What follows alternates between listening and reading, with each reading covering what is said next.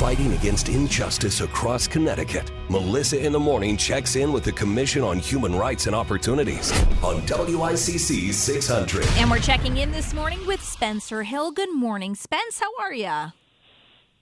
Good. How are you? I'm good. I'm glad you're bringing up this topic because if I'm being honest with my audience, I like to learn on this show. It's one of my favorite things about running an interview-based show. I have never heard of the word tokenism, and then I looked it up, and essentially, if I have it correct, it's basically when you do something only to prevent criticism, but you give the appearance that, like, everyone's being treated fairly. So, for example, if you have a jury of all white men, for example, you're lacking a minority group, you're lacking female. Is that what it is, basically? You're saying, well, I have one female, I have one African-American, I have one Latino, so we're diverse, we're good. Is that tokenism? Am I correct? Yeah, that's exactly it. And you can see that all the time, and particularly in media advertising, where you'll see brochures and they'll picture student campuses, and they'll have the black person and an Asian person and white female, and that'll be kind of all their advertising materials. But then you show up on campus, and everyone is kind of the same homogenous group. Yes, exactly. It's funny you say that, Spence, because living in Vermont for about 10 years. I went to Champlain College.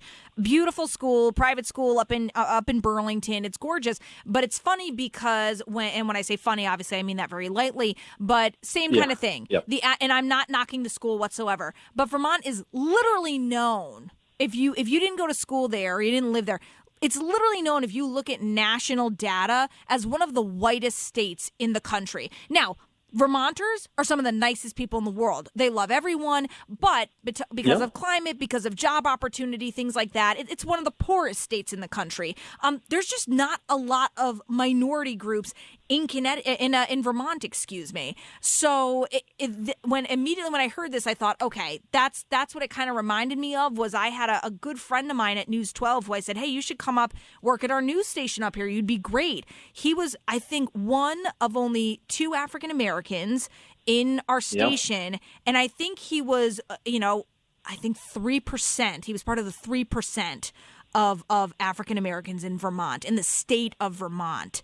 So it's and again, I'm not knocking Vermont. I'm not knocking, but that's exactly what I'm talking about, is that advertisement like that we saw all over the college campuses, and you get there and you're like, wait a minute, it's just a bunch of white kids. Which, whatever. I'm just saying. Yeah, that's what I thought it was. I mean, absolutely, and that actually brings up an interesting kind of difference between tokenism versus representation, because one of the slogans of the past kind of few years has been representation matters. We need to be having people that we can that represent all of America in places of power and in media and everything.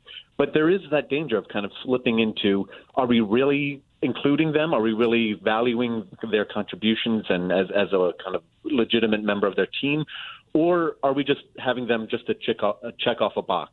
And that's where the kind of difference between tokenism and representation comes in. Well, how do you strike that balance, though, Spence? And it's not just minority groups, because it's interesting.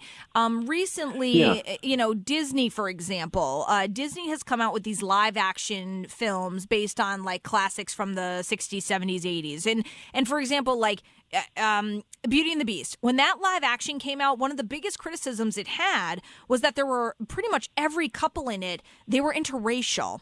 And they said, what is your point, Disney? Like, are you throwing it in our faces that you accept interracial? Like, that's great. You should accept interracial couples. But, how do you strike that balance of being like, yeah, no, we're good. We're good with all minority groups. We're good with all sexualities. We're good with any gender. Yeah. But in actuality, how do we actually know that that's true versus you over advertising yourself? Do you know what I'm saying?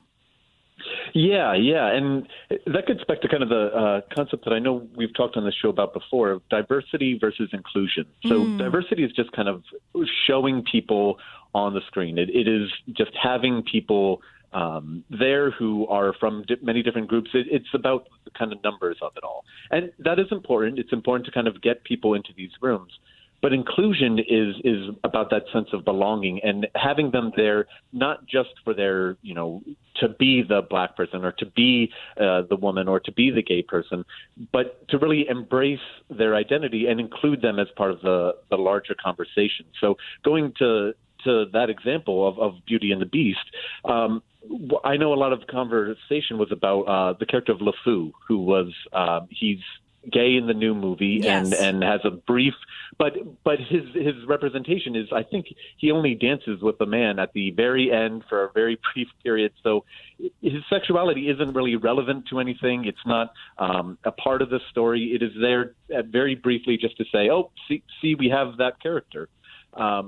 Inclusion is about kind of taking that identity and either making it an important part of the story so that it's relevant, maybe having a larger plot about that relationship, or it's just saying we're not going to be pointing to their characteristics all the time. Here's a character who happens to be gay, but we're not going to focus on it, and we're not going to advertise it and talk about it all the time because it's not relevant. And that's kind of where inclusion is, and that's where a lot of issues boil over into kind of the workplace and everyday lives, where you kind of have, you hire a black person because you want representation to matter and you want to have increased diversity.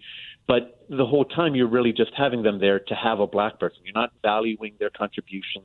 You're not looking at their qualifications and really valuing them. Yeah. So again, I kind of go back to this, and I'm not sure if there's like a correct mathematical equation with this, Spencer, but so for example, let's go back to Vermont, for example. Like I said, if you've never lived in Vermont, they are some of the nicest people on the planet. Those are literally people who have barely money to live the good life, and they will give you everything they have. And they would accept any sexuality, any like culture. They don't care. They are known for bringing refugees. They don't care, and they just love everybody. But how do you advertise that correctly without saying, you know what I mean? How do you advertise a state like that where, look, the reality is it's pretty much white. It's pretty much white there, but you don't want to be looked at as being like you're not inclusive, because they are, but nobody wants to live there. You know what I'm saying? Yeah, absolutely. And again, the kind of goal there is to focus on how you're including them, not just that you've included them. So taking Vermont, for example, when you kind of do have that homogenous group, you want to be bringing in people and then talking not about the fact that you have them, but talking about how they're included. So you could say, listen, we have these policies in place to make it so, every group has diversity and inclusion efforts. We're talking about inclusion and ways to improve, and make that the focus about how inclusive you are, rather than look, we have a black person, isn't this great? And kind of shifting the focus away from diversity to inclusion. We're actually seeing that kind of conversation go on now with Judge Ketanji Brown Jackson with their Senate confirmation hearings today. There's been a lot of conversation on, did Biden nominate her just because she's a black woman, or is it about really kind of ending the exclusion and opening up the doors to more qualified candidates? And again, it gets to that issue of, is she just being tokenized, or are we really trying to make the Supreme Court a representative organization? In your professional opinion, what do you think? I think that she's an amazing judge. She's extremely well qualified. Harvard Law, Supreme Court clerk, has served as a judge longer than most other justices did. So she's got the qualifications. She's not there just to tick a box off. But what I find interesting is less of the conversation about how she's the first and more about why she's the first. Yes. In 233 years, there have been 115 justices. 108 of them have been white men. That doesn't happen unless you're excluding, unless you're not being welcome, and unless kind of the pathways to get there have been marginalizing people. So I think she's an amazing candidate. I think it's great to have her on.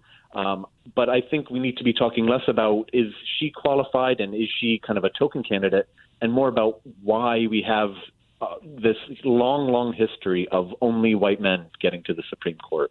Interesting. And it's certainly conversations happening here in workplaces here in Connecticut as well, I would imagine. Spencer Hill of the Commission on Human Rights and Opportunities, we always appreciate connecting with you on the air. Thank you so much.